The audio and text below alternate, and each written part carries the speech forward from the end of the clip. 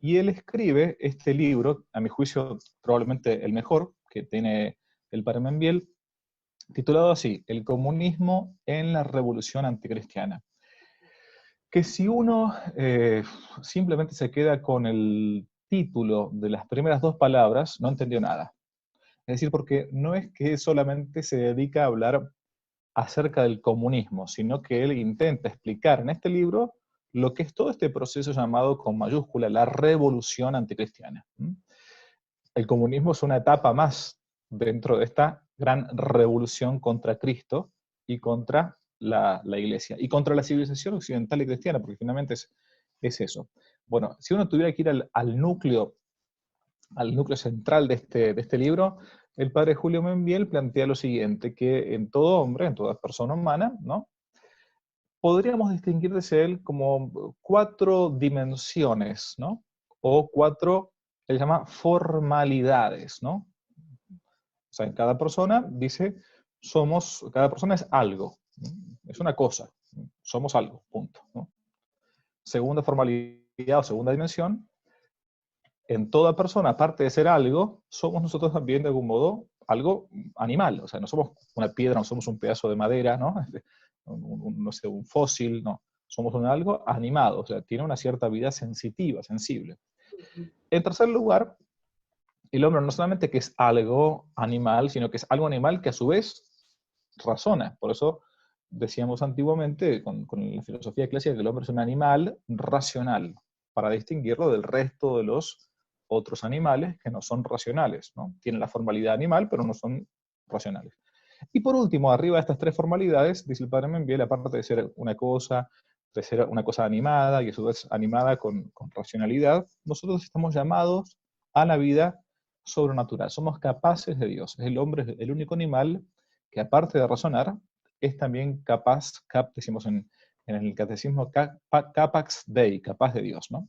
Bien, entonces, a estas cuatro formalidades distintas, uno podría distinguirlas entonces como una formalidad de cosa, de animal sensitivo, a su vez de racional y a su vez después de capaz de la vida divina, sobrenatural.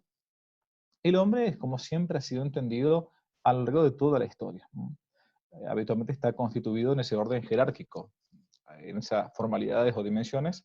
Arriba de todo, jerárquicamente debe estar justamente Dios, que vaya iluminando la inteligencia, racionalidad, a su vez para que la inteligencia vaya dominando la sensibilidad, y a su vez para que nuestra sensibilidad vaya dominando la cosa, no solamente nosotros que somos algo, alguna cosa, sino el resto. ¿Hasta acá más o menos se va entendiendo? ¿Sí? Muy bien. Entonces, el padre Membiel plantea lo siguiente. eh, Dado que hay cuatro formalidades distintas, ¿no?, hay tres posibilidades de ir rompiendo o ir desjerarquizando estas cuatro formalidades o cuatro dimensiones del hombre. Por ejemplo, y esto es lo que él plantea como las tres posibles revoluciones que se pueden dar y que se han dado a lo largo de la historia y las va ejemplificando. Si el orden normal, como decíamos recién, es la jerarquía, la anormalidad sería la violación de esa jerarquía. Entonces, cuando la primera rebelión o la primera revolución significa, revolver en latín significa dar vuelta, ¿no? Verter hacia abajo, es como si uno tuviese aquí un vaso y lo da vuelta, es una revolución. Por eso la contrarrevolución no es una revolución contraria, ¿no?, sino es hacer justamente lo contrario de la revolución, dar de vuelta el vaso hacia arriba, ¿no?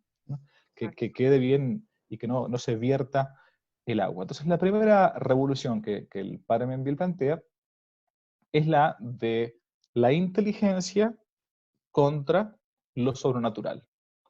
Sabemos que la vida de la fe y la vida de la razón no están escindidas una de otra, ¿no?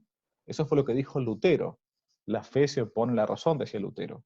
La razón, dice Lutero, es como la prostituta del diablo. Esa es la famosísima frase de Lutero. Por eso el mundo protestante inicialmente intenta despegarse de la racionalidad. Lutero va a decir, por más que después los protestantes hayan modificado, porque hay tantas sectas protestantes como protestantes pueden existir, porque no hay ninguna jerarquía, digamos, ¿no?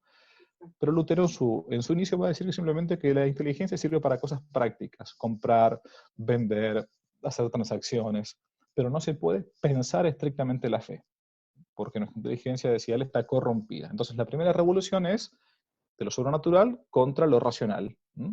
Primera revolución. Muy bien.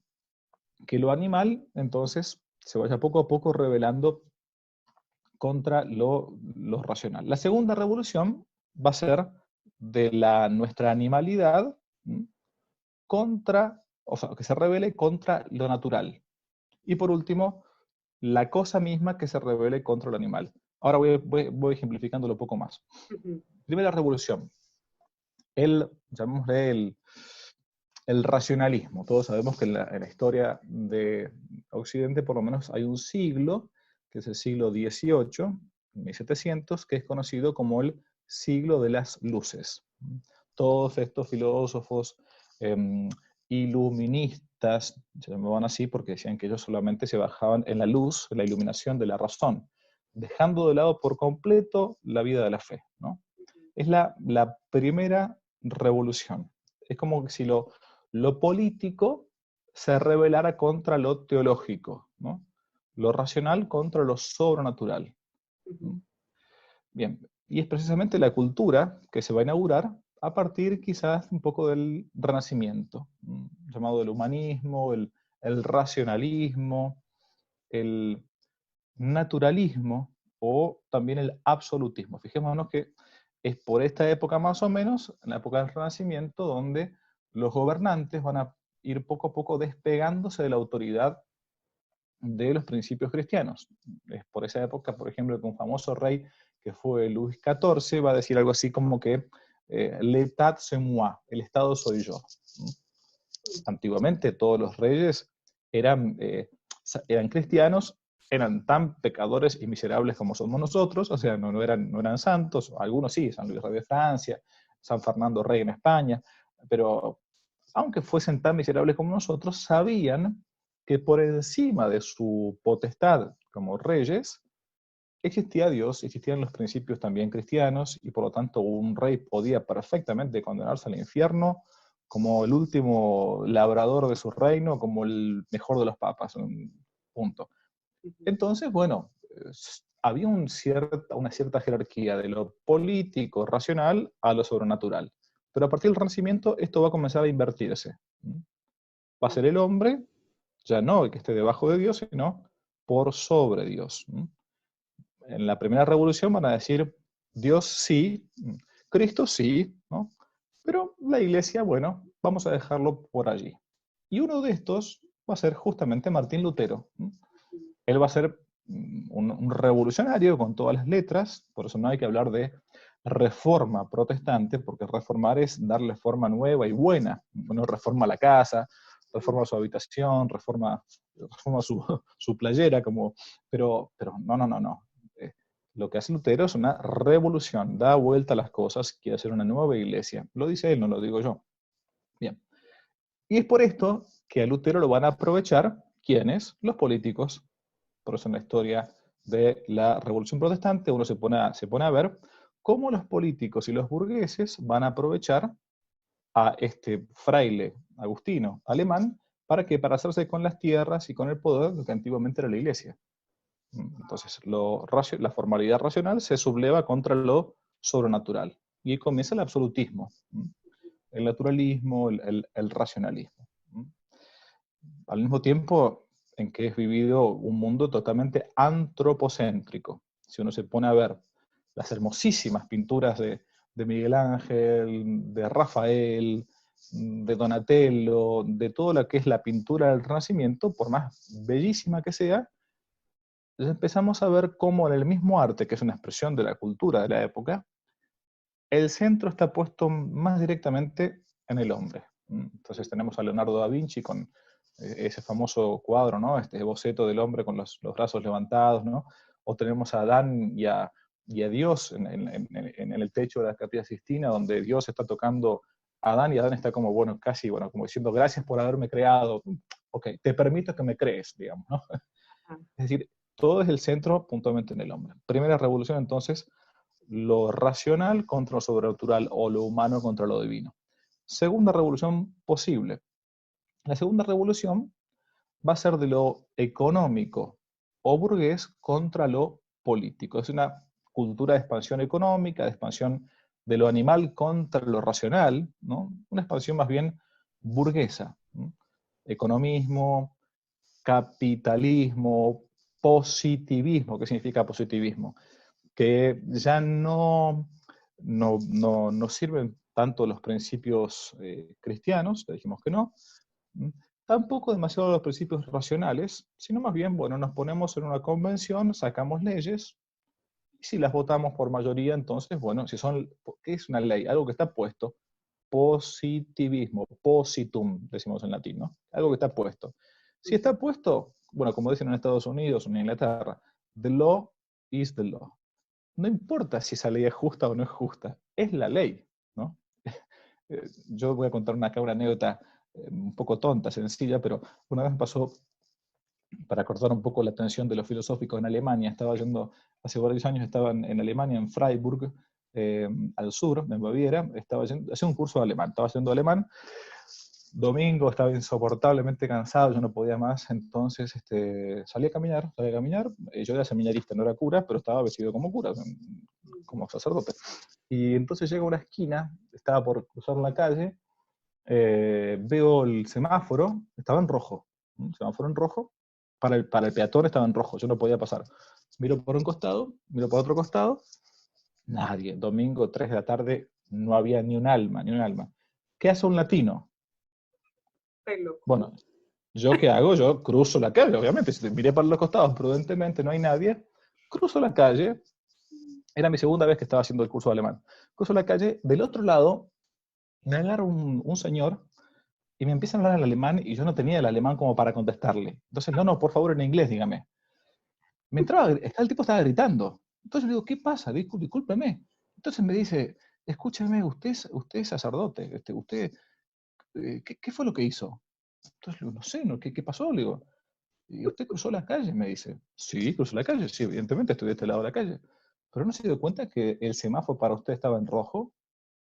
Bueno, sí, pero yo miré, no, no venía ningún vehículo y crucé. Perdón, me dice, ¿el semáforo para usted estaba en rojo o estaba en verde? No, no estaba en rojo. Entonces estaba en rojo, me dice. Claro, y ahí entendí todo este planteo que el padre Bill pone, ¿no? Que the law is the law. No importa, o sea, está bien, yo en ese caso quizás me tendría que haber quedado del otro lado de la calle, no importa. Pero el tema es que si algo está puesto, si algo ha sido definido como una ley, independientemente de la justicia o no del caso, hay que aceptarlo porque en este caso la mayoría lo dijo.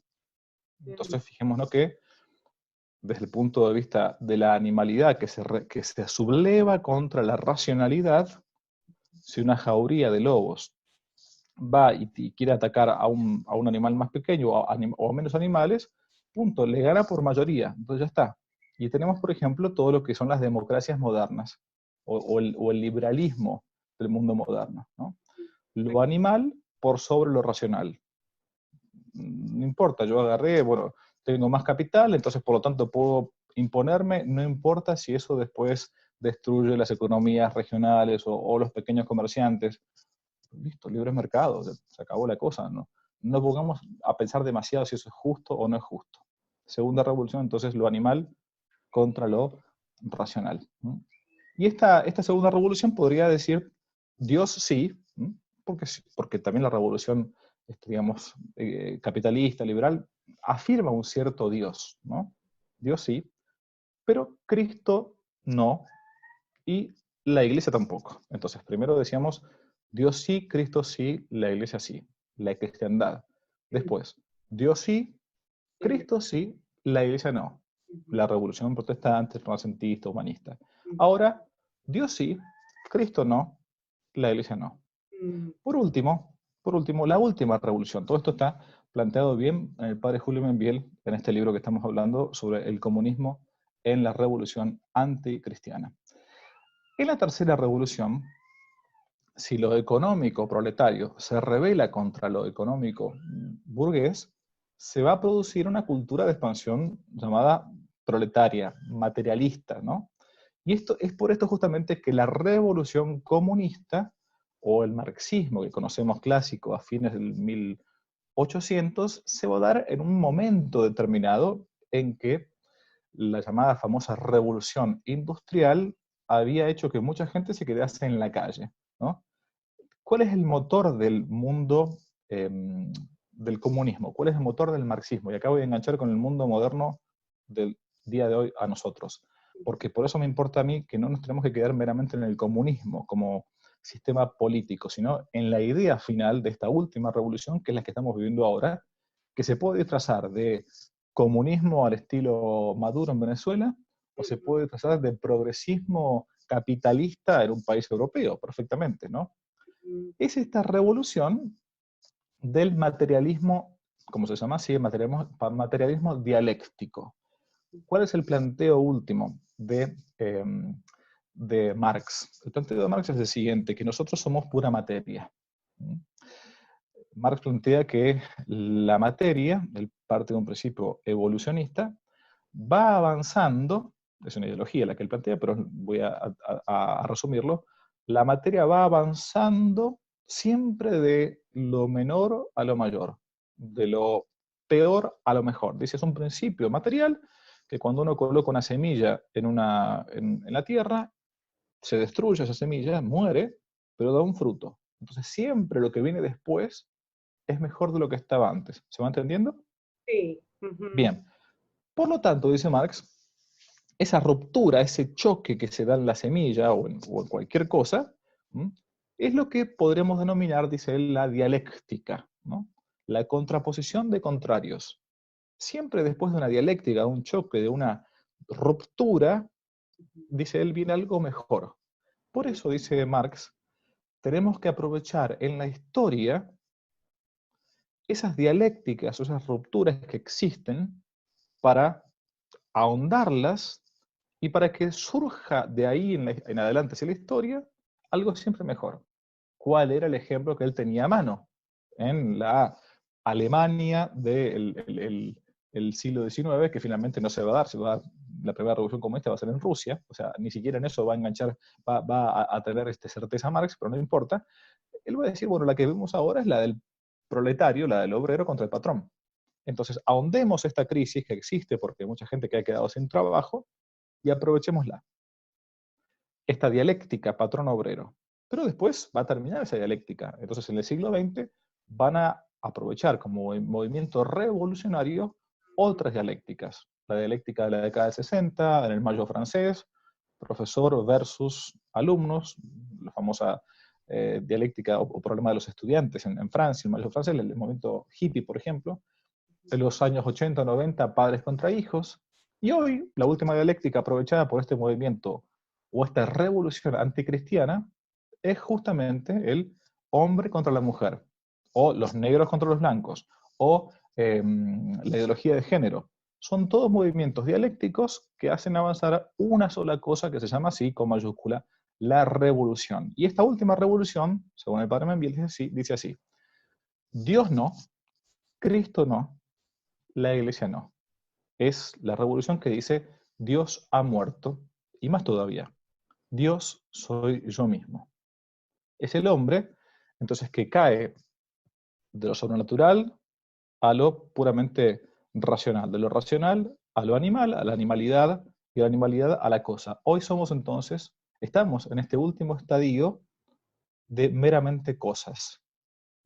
Cosas que estamos siendo, somos dominadas por el resto, por quien tiene el poder, sin ningún tipo de principio, y por lo cual podemos ser descartados de un día para otro, como es descartado un bebé, o podemos mover nuestra propia vida o manejar nuestra propia vida como se nos antoje. ¿Por qué? Porque finalmente Dios ha muerto y Dios soy yo. Es la religión del mismo hombre, que se autocrea a sí mismo.